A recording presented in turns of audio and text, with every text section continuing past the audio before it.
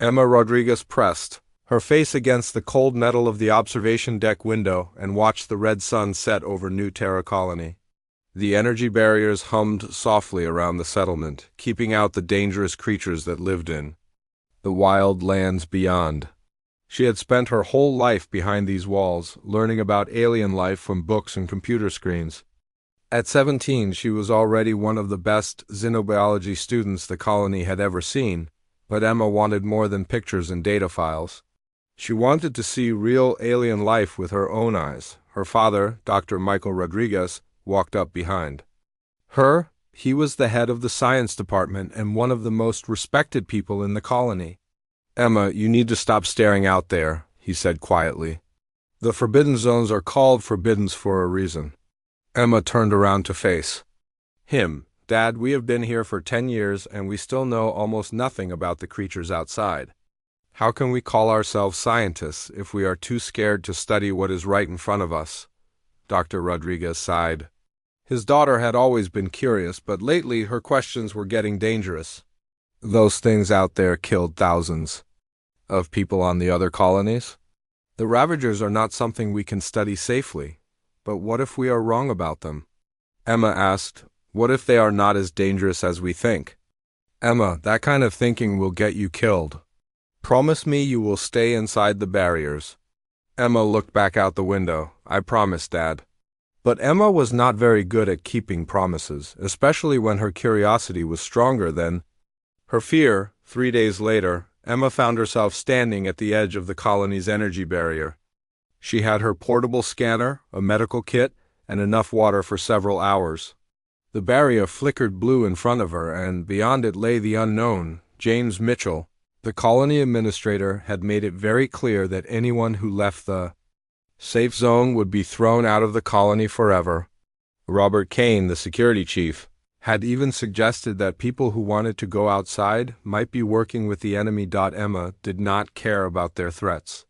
She was tired of living in fear of creatures that no one really understood. She pressed her hand to the barrier control panel and entered her father's access code.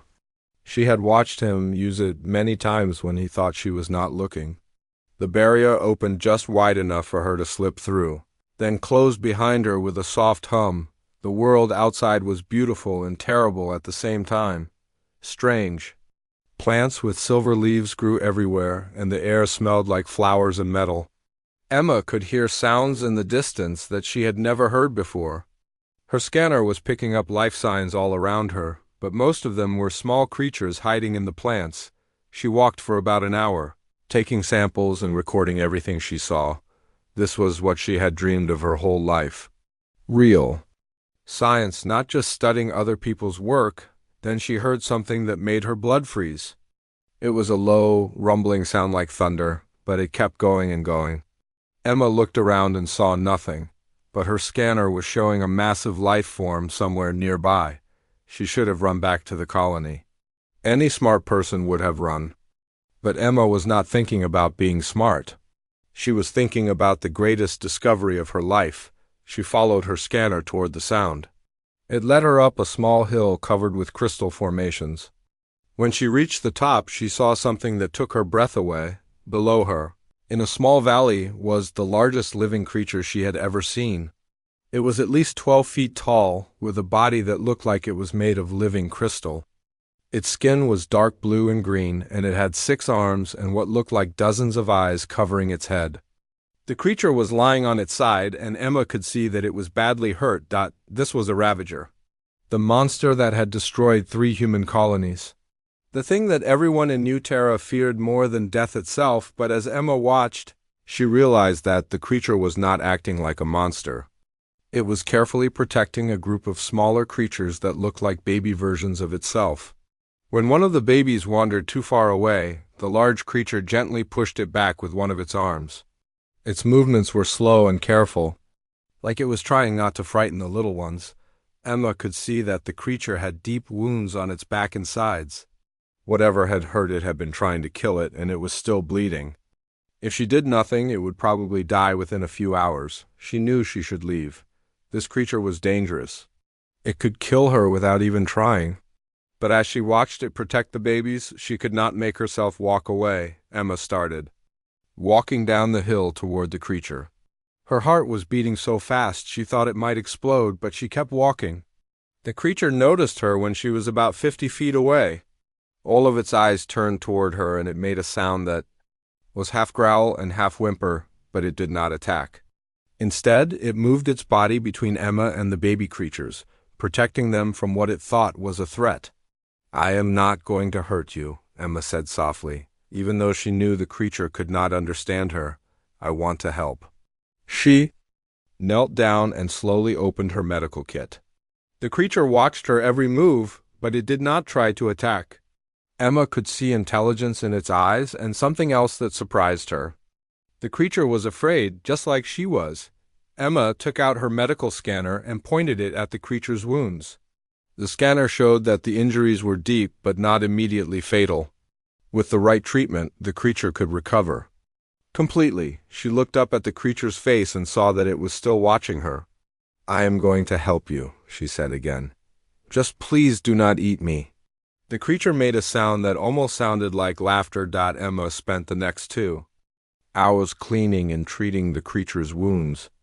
It never tried to hurt her, even when she had to touch the most painful injuries. When she was finished, the creature made a deep humming sound that seemed to mean, "Thank you." As the sun began to set, Emma knew she had to go back to the colony. She packed up her medical kit and started to walk away. Behind her, the creature made a sad sound. Emma turned around and saw that it was watching her leave. "I will come back tomorrow," she promised. "I will bring more medicine." The creature tilted its head like it was trying to understand her words. Emma walked back to the colony feeling like her whole world had changed. She had touched a ravager and lived to tell about it.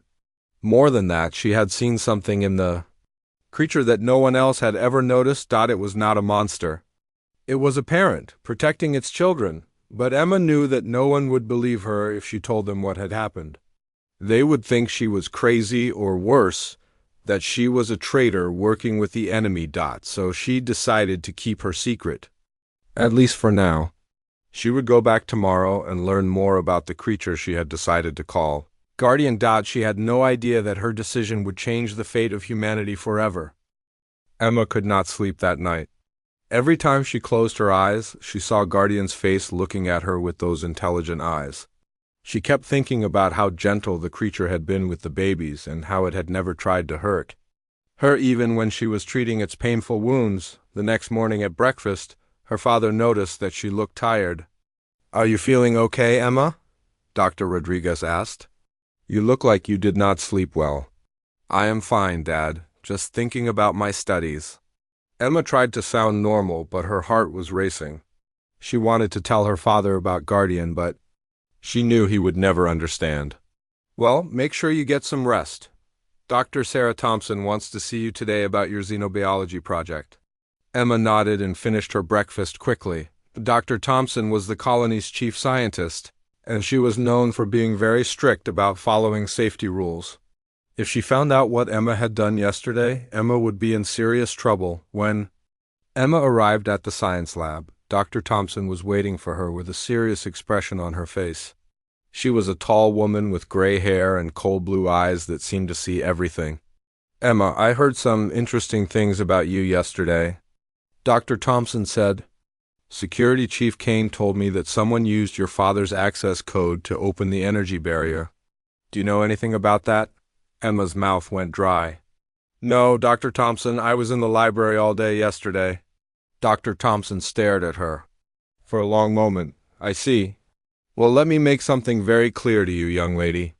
The energy barriers are there to protect us from the ravagers. These creatures are not cute animals that we can study from up close. They are killers that have destroyed 3 human colonies.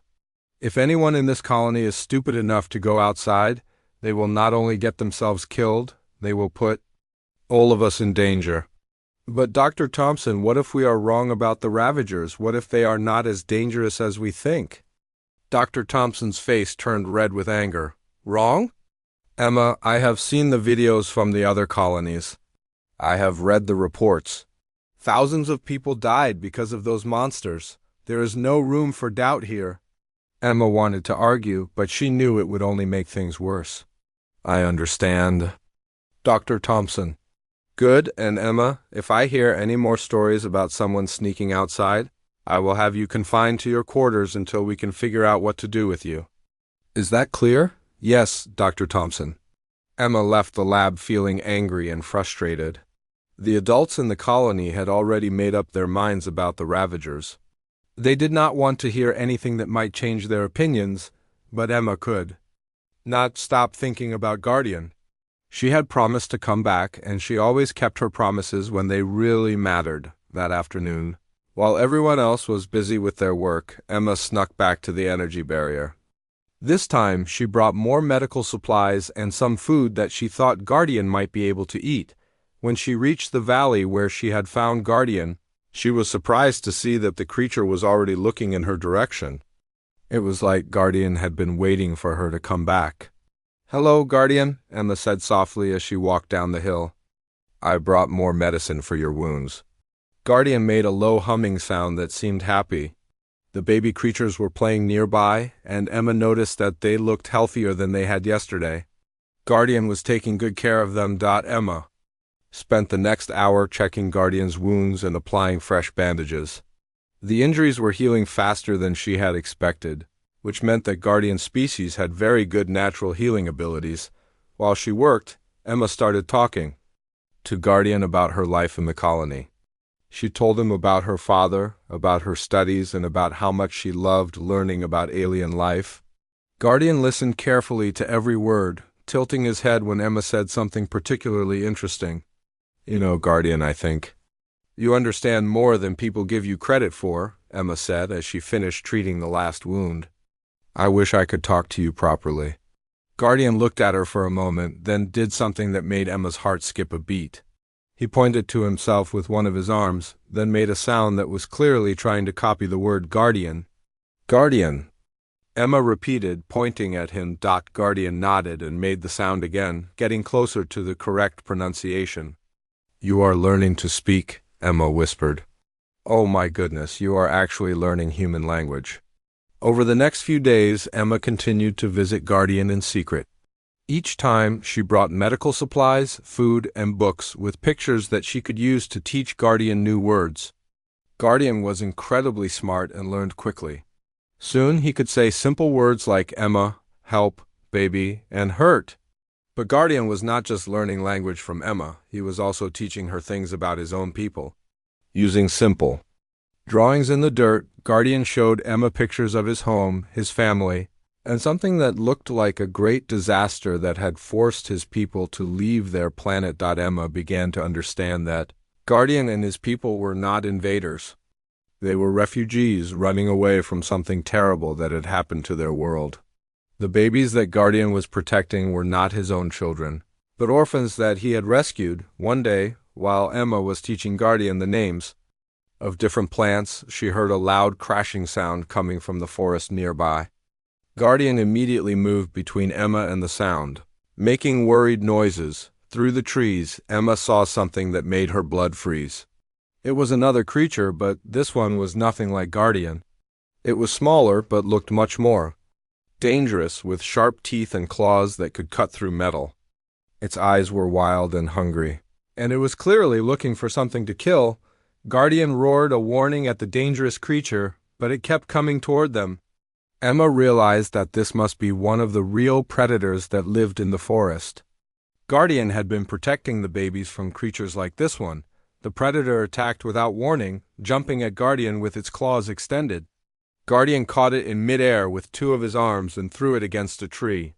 The predator got up and attacked again, this time managing to rake its claws across Guardian's chest before Guardian could stop it. Emma watched in horror as Guardian fought the predator. She wanted to help, but she did not know what to do. Guardian was much stronger than the predator, but the smaller creature was faster and more vicious. Finally, Guardian managed to grab the predator with all 6 of his arms and squeeze until it stopped moving. When the fight was over, Guardian was bleeding from several new wounds, and he was breathing heavily. Emma ran to Guardian's side and started treating his injuries. "You saved my life," she said as she cleaned the claw marks on his chest. "But Thing would have killed me. Guardian looked down at her and said in his rough voice, Emma, friend, Guardian, protect. Emma felt tears running down her face.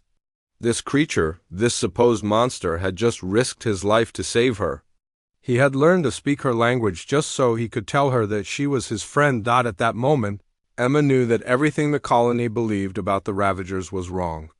These were not mindless killers. They were intelligent beings with families and feelings just like humans, but Emma also knew that no one in the colony would believe her, no matter what proof she showed them. They were too afraid to listen to the truth. As she finished bandaging Guardian's wounds, Emma made a decision that would change everything. She was going to find a way to prove that Guardian and his people were not enemies. She was going to show the colony that they had been wrong about the Ravagers. She just hoped it would not be too late. Emma knew she needed help to prove that Guardian was not a monster. She could not do it alone, and the adults would never listen to her, but there was one person who might understand.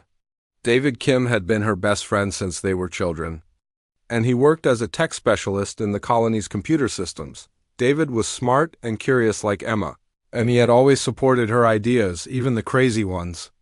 If anyone would believe her story about Guardian, it would be David. Emma found David in the tech lab, working on repairing a broken scanner. He looked up when she walked in and smiled. Hey, Emma, what brings you here? You look like you have something important on your mind? Emma looked around to make sure they were alone, then closed the door behind her. David, I need to tell you something, but you have to promise not to tell anyone else. David put down his tools and gave her his full attention. Okay, now you have me worried. What is going on? Emma took a deep breath. I have been going outside the energy barriers. I found a Ravager, and it is not what everyone thinks it is. David's eyes went wide. Emma, are you crazy? Those things are killers. They destroyed the other colonies. That is what I thought too. But I was wrong. David, this creature is intelligent. It can learn human words.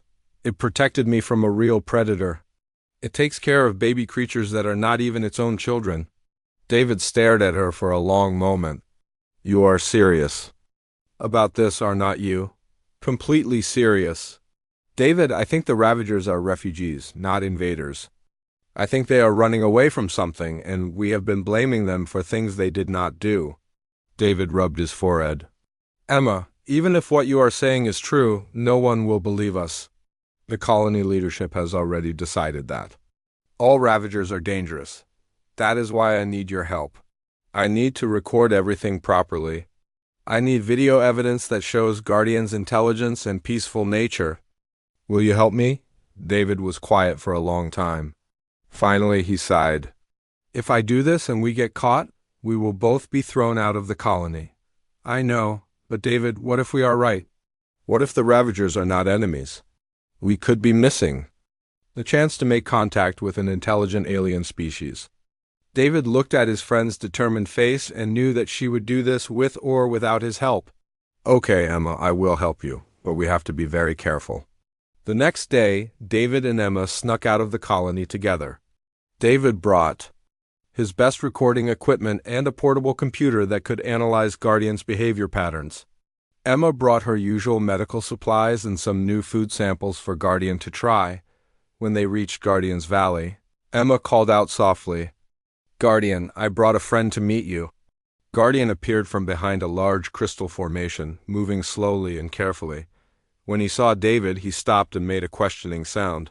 It is okay, Guardian. This is David, he is my friend. Emma walked over to Guardian and put her hand on his arm. David, friend, she said, pointing to David. Guardian looked at David for a moment, then said in his rough voice, David, friend? Emma? David's mouth fell open. Emma, did that creature just speak English? Guardian has been learning human language. He is very smart. Emma smiled at Guardian. Guardian, can you show David the pictures you drew for me? Guardian nodded and led them to a flat area near the cave where he lived. Using a stick, he began drawing in the dirt. The first picture showed creatures that looked like Guardian living in a beautiful city with tall crystal buildings. The second Picture showed dark shapes attacking the city with explosions and fire everywhere. These pictures tell a story, Emma explained to David as Guardian continued drawing. The first one shows Guardian's home planet. The second shows something attacking their world. Guardian drew a third picture that made both humans gasp. It showed hundreds of mechanical creatures like giant robots destroying everything in their path. The robots were not alive, but they moved like they had their own intelligence. Machines, Guardian said, pointing to the robot shapes. Bad machines, kill everything. Guardian people run away. David stared at the drawings, then at Guardian. Are you saying that machines destroyed your world? And your people came here running away from them? Guardian nodded sadly. Guardian people no hurt humans. Guardian people scared, need safe place. Emma felt tears in her eyes. Guardian, the humans think your people attacked our other colonies.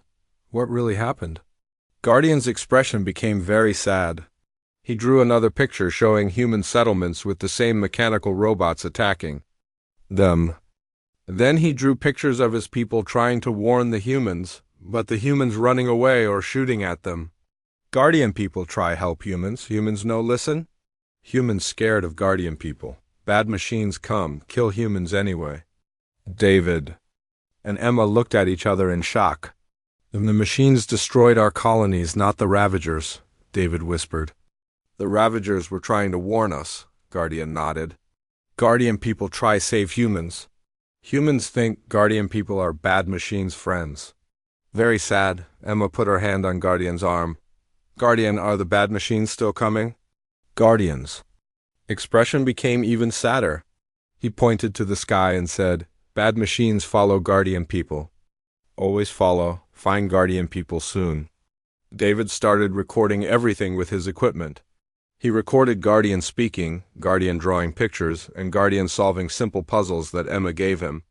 The evidence was clear that Guardian was highly intelligent and peaceful, but the most important recording came when Guardian led them deeper into his cave. The walls were covered with more drawings that told the complete story of his people's escape from their dying world. The pictures showed the mechanical enemies following the refugees across space, destroying any world where organic life tried to hide. David, do you see what this means? Emma asked as they studied the cave paintings. The machines are not just hunting Guardian's people. They are hunting all organic life. That includes humans. David was recording everything, but his hands were shaking. Emma, if Guardian is right, those machines could be headed here right now. Guardian heard them talking and came over to them. Bad machines come soon. Guardian people feel them getting close. Maybe 1 moon, maybe 2 moons. 1 or 2 months, Emma translated for David. We have to warn the colony. But when they returned to the colony and tried to show their evidence to the adults, no one wanted to listen. Dr. Thompson looked at their recordings for exactly 5 minutes before declaring them fake. This is ridiculous, Dr. Thompson said angrily. You two have created some kind of computer trick to make it look like a Ravager can talk. I will not waste any more time on this nonsense.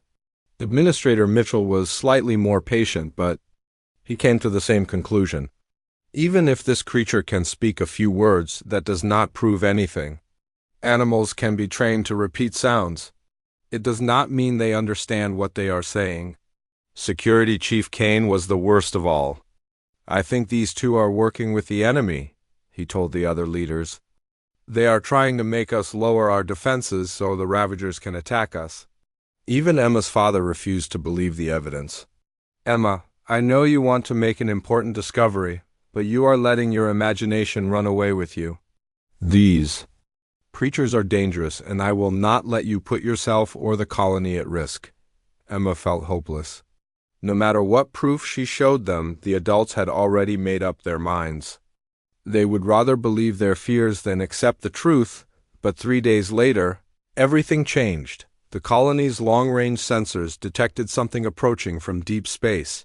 It was not a natural object like an asteroid or comet. It was artificial, and it was huge. Dr. Thompson called an emergency meeting of all the colony's leaders. We have detected an unknown object approaching our system. It will arrive in approximately 6 weeks. Administrator Mitchell looked worried. Could it be a ship from Earth? No, this object is unlike anything in our databases. It is massive, roughly the size of a small moon, and it appears to be mechanical in nature. Emma and David looked at each other from across the room. They both knew what the object was, but they also knew that no one would listen if they tried to explain. The bad machines that Guardian had warned them about were coming to New Terra, and the colony was completely unprepared for what was about to happen. The next 6 weeks were the most stressful time in New Terra colony's history.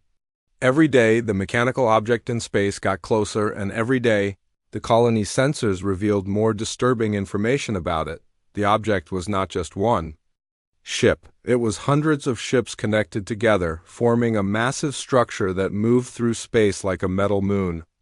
The ships were covered with weapons and mining equipment that could strip a planet bare in just a few days. Administrator Mitchell called daily meetings to discuss defense plans, but everyone knew that the colony's weapons were no match for something so huge. The colony had been built for farming and research, not for fighting wars. We could try to evacuate, suggested Dr. Helen Clark during one meeting. Load everyone onto the transport ships and head for the nearest human outpost. Security. Chief Kane shook his head. The nearest outpost is 3 months away, and our ships are not fast enough. That thing would catch us before we got halfway there. Dr. Thompson was studying sensor readings on her tablet. Based on its current speed, the object will reach our system in 12 days. We need to make a decision soon. Emma and David sat in the back of the meeting room, ignored by all the adults. Emma wanted to scream that she knew what was coming and how to fight it, but she knew no one would listen to her. After the meeting, Emma grabbed David's arm. We have to talk to Guardian again. Maybe he knows more about how to fight these machines. They snuck out of the colony that same afternoon and found Guardian waiting for them in his valley. The big creature looked more worried than Emma had ever seen him.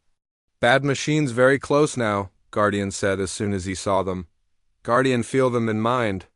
They come to kill all life on this world. Guardian, how do we fight them? Emma asked desperately.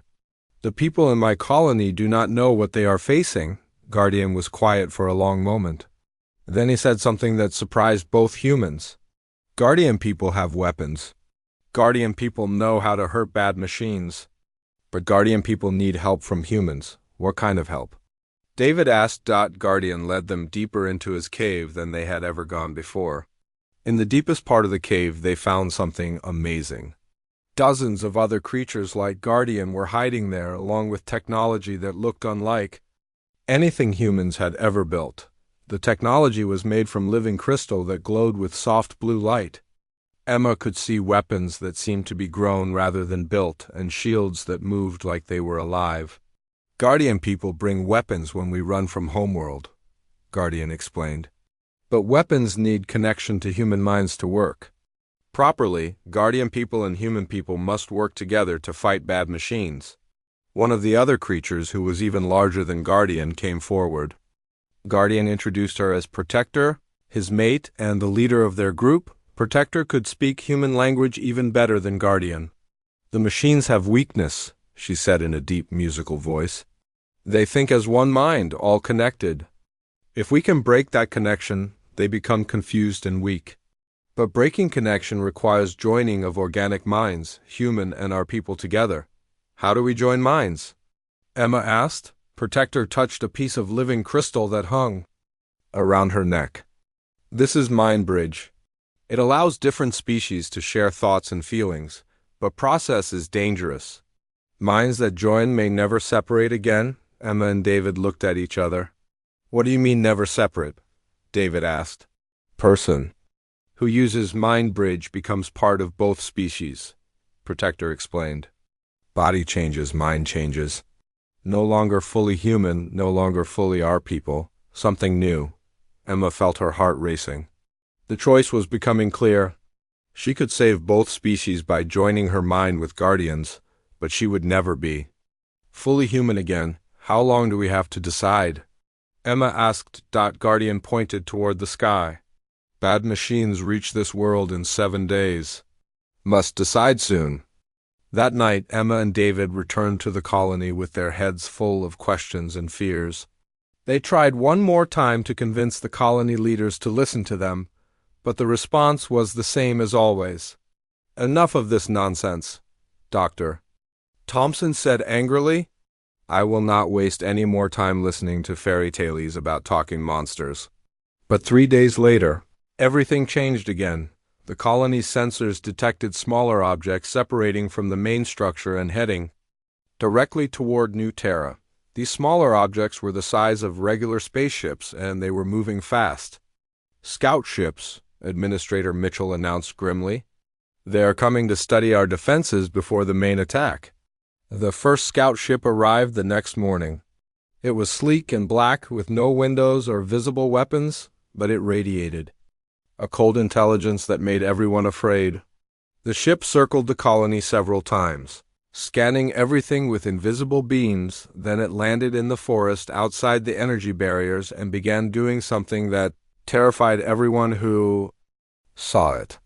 The ship started changing the forest around it, turning living trees into metal and crystal. Whatever it touched died and became part of the machine. It is converting organic matter into mechanical components, Dr. Thompson said, her voice shaking. If it keeps doing that, it will turn our entire planet into a machine world. Security Chief Kane tried attacking the scout ship with the colony's defense weapons, but the energy blasts bounced off its hull without causing any damage. The ship did not even seem to notice the attack. That was when Emma made her decision. I am going to Guardian, she told David. I'm going to use the mind bridge. Emma, you heard what Protector said. You might never be human again. Emma looked out the window at the scout ship that was slowly killing the forest. David, if I do nothing, no one will be human again because we will all be dead. This is the only way to save everyone. David grabbed her hand. Then I'm coming with you. No, David, the colony will need someone who knows the truth about what happened here. You have to stay and help them understand. Emma hugged her best friend goodbye, then snuck out of the colony one last time. She found Guardian and Protector waiting for her at the edge of the forest, watching the scout ship destroy everything around it. Emma ready to use Mind Bridge? Guardian asked. Emma looked at the crystal device in Protector's hands. It was beautiful and terrifying at the same time, glowing with an inner light that seemed to pulse like a heartbeat. I am ready, Emma said. Protector placed the mind bridge around Emma's neck, and immediately Emma felt Guardian's thoughts flowing into her mind. It was like suddenly being able to see through 2 sets of eyes at once and feeling emotions that belonged to someone else, but she also felt something else. She felt the network of machine minds approaching their world, cold and hungry and utterly without mercy. The real war was about to begin. The mind bridge changed Emma in ways she had never imagined possible. Through Guardian's memories, she could see the history of his people, their beautiful crystal cities, and the terrible day when the machines first appeared in their skies. She felt Guardian's pain when his world died, and his desperate hope that the organic species could work together to survive, but Emma also gained new abilities. She could sense the machine network like a cold pressure in her mind, and she understood how their collective intelligence worked. Most importantly, she knew their weaknesses. Emma different now, Guardian said, looking at her with concern. Emma feel okay? Emma touched her face and realized that her skin was beginning to change color, becoming slightly blue like Guardian's. The mind bridge was transforming her body as well as her thoughts. I feel strange, but I think I understand what we need to do. Through the mental connection, Emma could communicate with all of Guardian's people at once. She could coordinate their living crystal weapons and direct them like an army. But she could also feel the machine fleet getting closer every hour. We need to warn the colony, Emma said. The main attack will begin in 2 days. Guardian and Protector followed Emma back toward the colony, along with a dozen other members of their species. They moved carefully, staying hidden in the forest, but Emma knew that the time for hiding was almost over. When they reached the edge of the energy barriers, Emma called out to the guard station. This is Emma Rodriguez. I need to speak with Administrator Mitchell immediately. The guards were shocked to see Emma with a group of Ravagers, but they were even more shocked by how much Emma had changed. Her skin was now blue-green like Guardian's, and her eyes glowed with an inner light. "Emma, what happened to you?" called out Guard Captain Lisa Stone. "I joined minds with the Ravagers to help save the colony," Emma replied. "Please, we do not have much time. The machine fleet will attack in 2 days, and we need to work together to survive." Administrator Mitchell arrived at the barriers within minutes. Along with Dr. Thompson, Security Chief Kane, and Emma's father, Dr. Rodriguez gasped when he saw what his daughter had become. "Emma, what have you done to yourself?" he asked, his voice full of pain. "I did what needed to be done, Dad. The machines are coming, and this is the only way to fight them." Dr. Thompson stared at the Ravagers standing peacefully behind Emma. "Are those creatures under your control now?" "They are not under my control," Emma said firmly. "We are working together as partners. Guardian's people have weapons that can hurt the machines, but they need human technology to be fully effective." Security Chief Kane pointed his weapon at the group. "This could be a trick. How do we know these creatures are not working with the machines?" Before Emma could answer, alarms began sounding throughout the colony. The scout ship in the forest had finished converting a large area into mechanical components, and now it was moving toward the colony itself. "Look around you," Emma said as everyone watched the scout ship approach. "Does it look like Guardian's people are working with that thing?" As if to prove her point, Protector stepped forward and raised a weapon made of living crystal.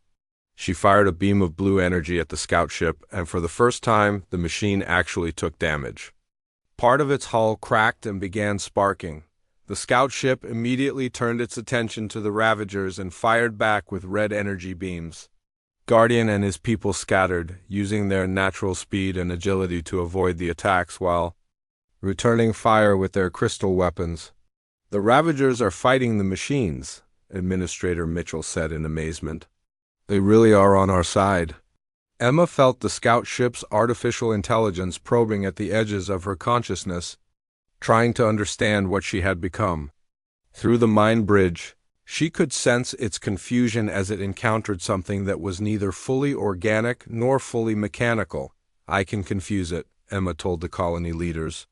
"The scout ship is trying to analyze me, but it cannot understand what I am now. If we work together, we can destroy it before it reports back to the main fleet." Dr. Thompson looked at her instruments. "The energy barriers will not stop that thing. It will cut through them like they are not even there." "Then we fight it outside the barriers," Emma said. "Guardian's people know how these machines think. Combined with human tactics and weapons, we can win." For the first time in weeks, Emma saw hope in the adults' faces. Administrator Mitchell made the decision quickly. "All right, Emma, tell us what you need us to do." The battle for the scout ship lasted 3 hours. Emma coordinated the attack from her position near the energy barriers, using her connection to Guardian's people to direct their movements while human fighters provided covering fire with their conventional weapons. David Kim piloted one of the colony's small aircraft, fitted with both human missiles and Ravager crystal weapons. The combination proved devastatingly effective against the scout ship's defenses. Dr. Rodriguez and Dr. Clark worked frantically to understand how the Ravager weapons functioned, while Security Chief Kane led ground teams armed with modified energy rifles. The turning point came when Emma realized that the scout ship's artificial intelligence was becoming frustrated with its inability to categorize her as either friend or enemy. She used this confusion to plant false information in its databanks, making it believe that the colony was much more heavily defended than it actually was. When the scout ship finally exploded, everyone in the colony cheered, but Emma knew that their celebration would be short-lived. "The main fleet felt that ship die," she told the gathering crowd. "They know something unexpected is happening here. They will arrive tomorrow instead of waiting another day." Administrator Mitchell turned to address the colony. "People of New Terra, we face the greatest challenge in human history. But we are not facing it alone. Our new allies have shown us that cooperation between species is possible, and together, we can survive." That night, Emma worked with Guardian Protector and the human leadership to plan their defense. The mind bridge allowed her to coordinate between both groups in ways that would have been impossible before, but Emma also felt the changes in her body accelerating. Her hair was turning silver, and crystalline patterns were appearing on her skin. She was becoming something new, something that had never existed before. Emma worried about changes? Guardian asked as they prepared the final battle plans. Emma looked at her transformed hands and realized that she was not afraid anymore. No, Guardian.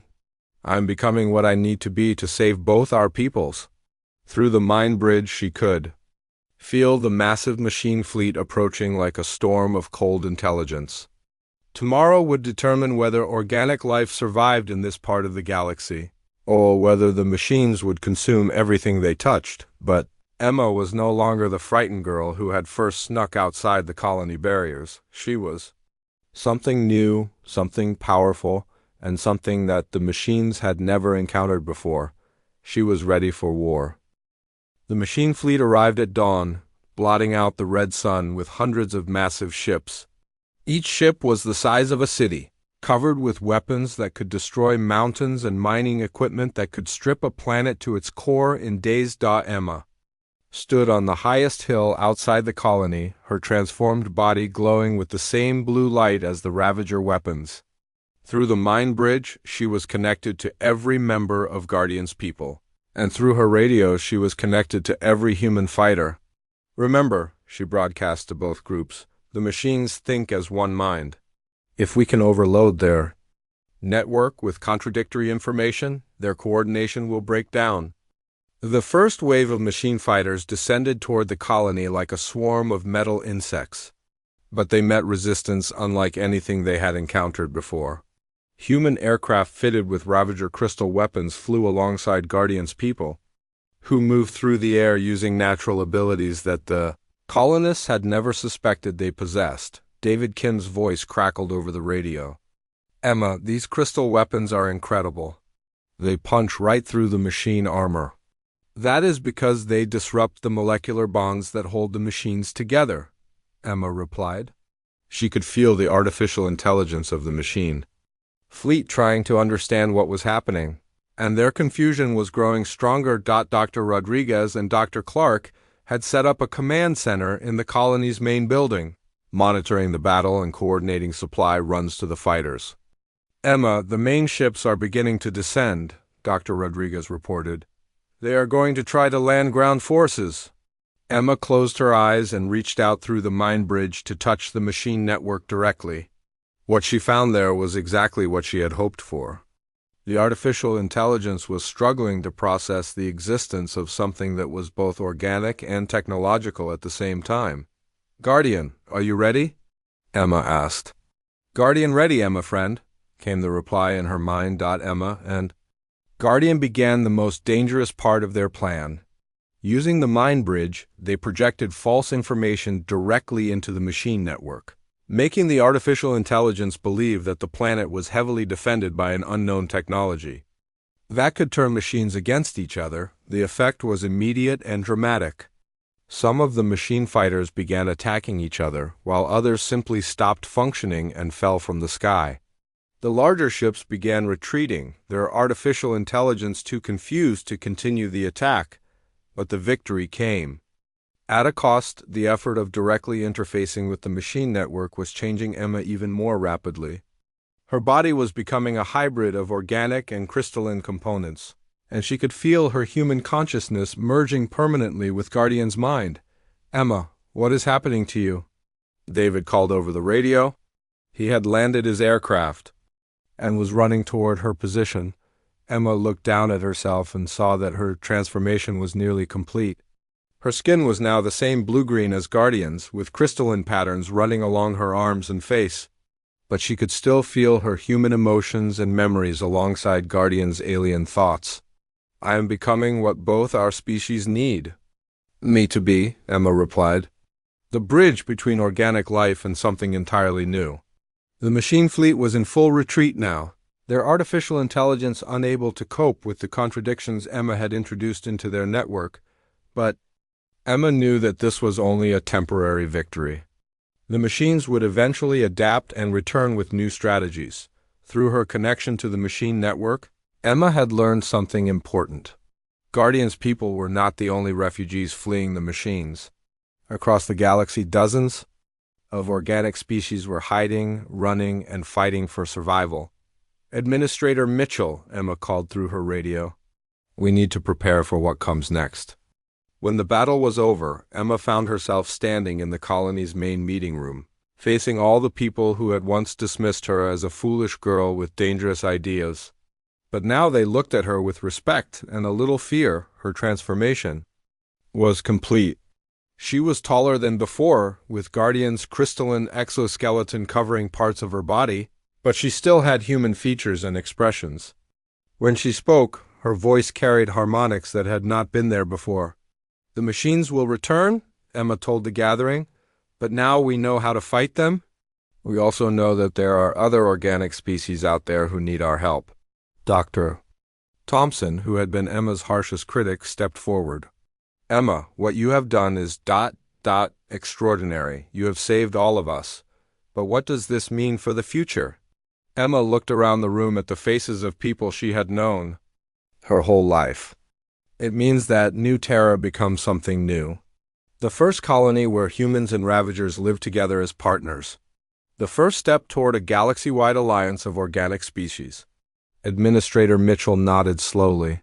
And you will lead this alliance? Guardian and I will help build it, Emma replied. We are something that has never existed before. A living bridge between species, and there will be others like us.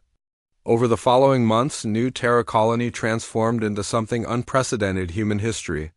Guardian's people shared their living crystal technology, while humans provided industrial knowledge and tactical expertise.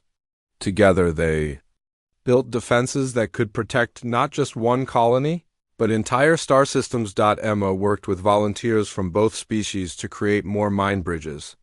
Each new hybrid was unique, combining human and Ravager characteristics in different ways, but all of them shared Emma's ability to coordinate between organic minds. Dr. Rodriguez documented everything, creating the first comprehensive study of interspecies consciousness merger. His daughter had become the subject of the most important scientific research in human history. David Kim became the first human to pilot a ship powered by living crystal, exploring distant star systems to make contact with other refugee species. Each group they found brought new abilities and new hope for the fight against the machines. The girl who had once been laughed at for claiming a monster as family had become the founder of a new kind of civilization. When the Galactic Council was finally established 3 years later, Emma stood before representatives of 47 different organic species, her hybrid nature making her the perfect ambassador for cooperation. We are stronger together than we ever were apart, Emma told the council in her speech that would be remembered for generations. The machines taught us fear, but we chose to answer with unity. Guardian stood beside her, his massive form now a familiar and comforting sight to humans throughout the colonies. The babies he had once protected in the forest had grown into teachers, helping human children learn about cooperation and understanding. The final scene that would be told in stories for centuries to come took place in the gardens of New Terra, now a thriving city where human and Ravager architecture grew together like living art. Emma, her transformation complete but her humanity intact, watched human and Ravager children playing together under the red sun. The energy barriers that had once kept the species apart were gone, replaced by shared purpose and mutual protection.